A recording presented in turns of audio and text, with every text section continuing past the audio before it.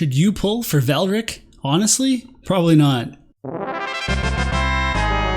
Just kidding. While I won't recommend that you should pull Velric in this video, I will talk a little bit about his kit and why I've made that decision.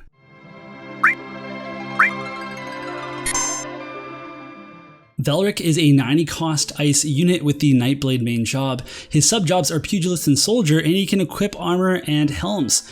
His favorite Final Fantasy game is number 10, and I bet you can't guess who his favorite character is. That's right, it's Orin, and he's decided to essentially copy his kit. So Velric has a TMR that is an armor, and it gives you a bunch of HP. We're talking 493 HP with 10 defense and 10 accuracy. It has a 2 cast ability that grants 15 defense and 10 bravery to a 9 square AoE. Now this ability is perfect for beefing up against a team that has any kind of physical damage. And don't forget, the bravery is also going to come into play as it affects not only your physical damage, but also the proc chance of your physical counter abilities as well. So he has the standard ice at attack up and the HP up for ice units as part of his master ability, and then he also has an innate 25% defense penetration. Velric has similar stats to Summer Killfay, who we just looked at in the last video. His HP is high at 3,917, and his lower attack stat is actually offset by the fact that he has the self-sacrifice passive. And his Nightblade Mastery passive also gives 30% attack, and you'll likely be using that as well as it gets upgraded for his EX jobs. This means you're going to have like 90% attack buff before you even go into battle, and that means he's going to be doing some serious damage. Now his agility is just okay at 61. That used to be a good agility score, but I think with the new units we're getting, that's actually the new low. So it's not terrible, but it's not as high as, you know, some of the other units are getting. Now he also has 6 and 8 defense from his Pugilist sub, and he is going to be more oriented towards taking physical damage rather than magical damage. If you want to take Velric to 120 from 115, he's just going to get 428 HP, which is a significant amount, but the rest of the stats don't look that important. However, his most important skill is Saintly Wall, and he gets that at job level 25. It's vital for his whole kit to work in terms of its draining ability to heal himself, so you're going to want to go to 120 if you do decide to build him. Velric's resists look okay until you equip self-sacrifice. I really think that he was done a disservice here. Some higher resists wouldn't have made him broken, and I think he would have been able to compete more. His weakness to magic means that he's going to have a tough time in any Helena meta, and even though he is a Nightblade, it means he gets double resist. He's going to be able to buff up against Pierce and Missile teams. His slash resist is still lacking. We'll talk about Velric's kit now. I'm just going to go over the things that I think are personally important. So we'll start with the passives, and he's going to be using his upgraded Nightblade Mastery. It's going to give him some healing power, and this will come into play later. So I think you definitely want to equip that. And then otherwise, it's a toss-up between Self-Sacrifice and Warrior Spirit. So Warrior Spirit is the more conservative choice. You're still getting lots of attack. You're getting some HP. It's going to make you a little bit more durable, and then Self-Sacrifice obviously gives you just a pile of attack, which I certainly want to try out. Now Flurry Enhancement is an option if you want to use the Flurry counter, but personally I don't recommend it. So for those counters, I mean, he doesn't really have any good ones to use. I would probably use his Nightblade counter because it will benefit from the Ice Slash or Ice Attack Up from his Master ability, and then Slash Attack Up as well. The Flurry counter, even without the enhancement, will get around people with Slash Resist, but to be honest, I don't think you even want to upgrade it just because the 50% proc, that's really, really strong, but I just don't think anyone's going to be in range for this counter to go off that often, so you don't really want to sacrifice a passive slot for it. Velric's main job is Nightblade, and there are some pretty cool skills here, but the problem is that we can get these on so many other units as their sub job. So Stunblade is a fantastic skill. It's really shown its worth lately with the Stun and Disable King Mont builds, and you might want to consider raising Velric's Faith to help that chance of that stun happening, but keep that in mind that you'll also be taking more magic damage if you do raise his Faith. Double Resist is a great skill when the situation calls for it, otherwise it's a pretty easy turn off to allow Velric to use other buffs. Maiming Slash is another Nightblade staple. I mean, it's just great to reduce that healing power and gives you a little bit of an AoE. Now concentration, this is very powerful. So the 40 slash attack for you and your allies plus the defense penetration, you can get some pretty high damage for Velric here. I think that this really will stack quite a bit and make a big difference. So definitely like to see this. Drain Blade is a skill that's going to get upgraded with his EX job, and the drain percentage goes from 30% to 60% of damage done. So this coupled with the increased healing power means that he can really heal himself effectively. This skill is going to be tremendous for chaining both in PvE and PvP. So this is definitely like the hallmark of his kit, the big skill that you want to use a lot.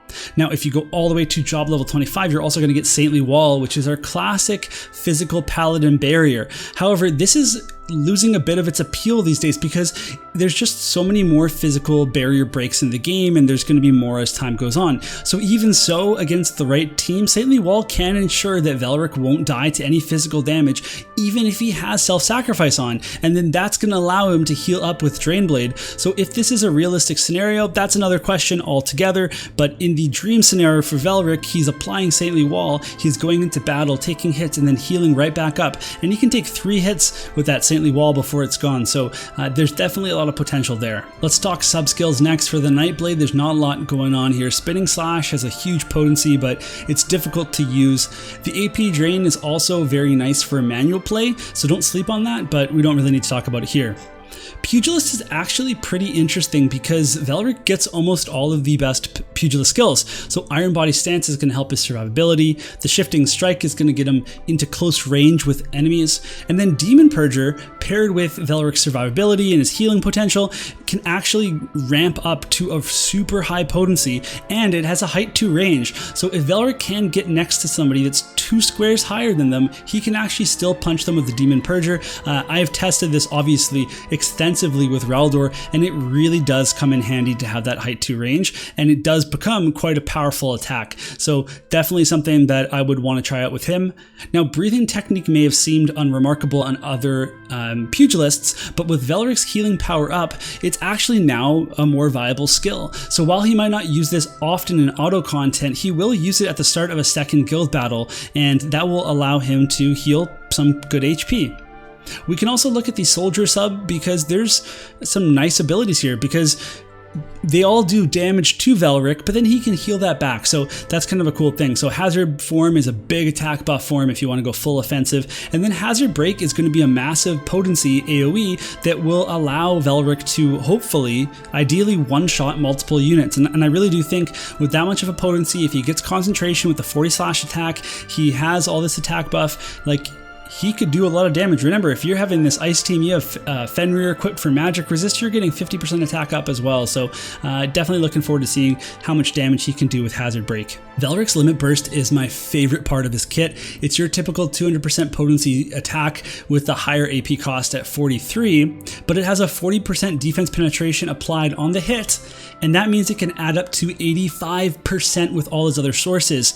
So if that doesn't kill them, well, guess what? They're going to be disabled because it has a 67 base chance for disable. That is massive. That's really important. And only units with 50% disable resist will be able to reliably evade this. And even so, they can still be disabled. So disable resistance equipment will still leave the base chance at 42% or an 81% chance to disable if both units are at 97 faith. So this is another reason to raise your Velric's faith because whoever doesn't die from this limit burst is getting disabled. I'm not going to do any big comparisons here for Velric. He's basically a version of Auron that can do take physical damage rather than magical damage, but he doesn't have the 100% hit, the big AoEs that he can hit people with, or things like barrier breaks. So I just don't see him as, you know, good as Auron. And we have so many Nightblade subs that can do a lot of the utility things that you want Velric to do, that really, if you're going to go for him, it's because you are in mono ice and you think you can build a really good mono ice team, and yes, he's going to be able to do big damage. I think his LB really could be a game changer, but it depends on who it hits, if they have a tank or so I have a hard time figuring out how he brings anything new that's better than the other DPS units that we have. Next up is the pros and cons of Velric. So starting with those pros, he's capable of a very high attack stat, and he can stack some slash attack as well. He also has a respectable amount of defense penetration, and his limit burst will disable his opponent if it doesn't kill them first. Finally, that self-healing does have potential. It's very interesting, and I like it, particularly for PvE. I think that on a tower floor, he could really sustain himself and do some damage, and I think that would be very cool. If you pull him later and you can build him up, that you can try that out. Now, as for the cons, well, he doesn't have any slash resist penetration. He doesn't have a physical barrier break either, so he's going to have a hard time getting through certain units. His weakness to magic is just very tough to work with right now, and his resists in general aren't that impressive. So we have tons of different Nightblades already that can have access to all those support skills, the things you want to do with the chaining, things you want to do with double resist, or even maiming slash or stun blade. So you don't really need him for any of his jobs either. He just doesn't bring anything new or innovative to the table, and he's not limited. So at the end of the day, I think he's someone that if you like them, then just wait and see when he comes to you naturally. So we're at the end, and the answer to should you pull Velric is no. Just wait for him naturally. I think if you really want him, then even wait for a select ticket and pick him then. I think he can succeed in mono ice teams with a proper tank.